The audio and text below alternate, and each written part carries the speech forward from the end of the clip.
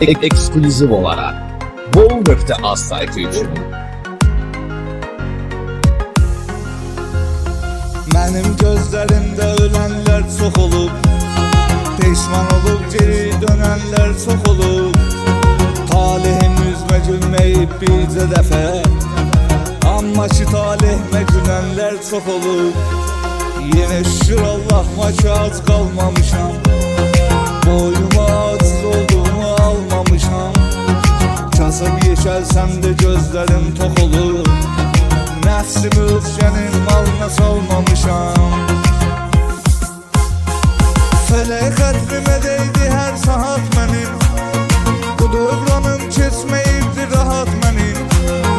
Hamı kimi heç yana mən getməmişəm, qismətimdə olubdur bu həyat mənim.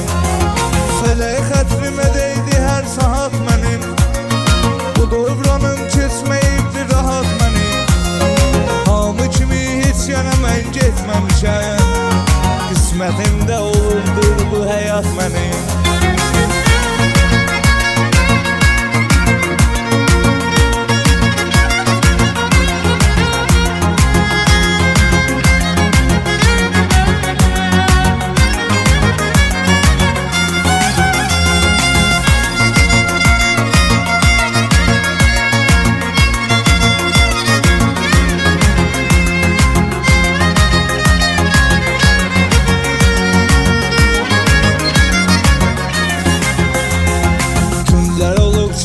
Tək darıxmışam, oturmuşam dizmi köksümə sıxmışam.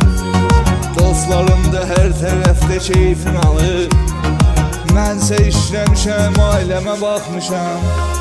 Darıxdıqca dərd qəmim düşür yadıma, min dəfə əhsən bu həyat ustadıma.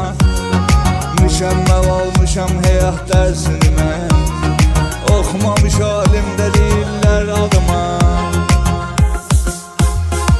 Fələk xətrimə deydi hər saat mənim, bu dövranım keçməyibdir rahat mənim. Hamı kimi heç yana mən getməmişəm, qismətimdə olubdur bu həyat mənim.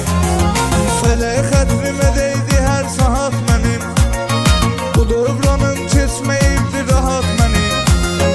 Hamı kimi heç yana mən getməmişəm, qismətimdə olubdur bu həyat mənim.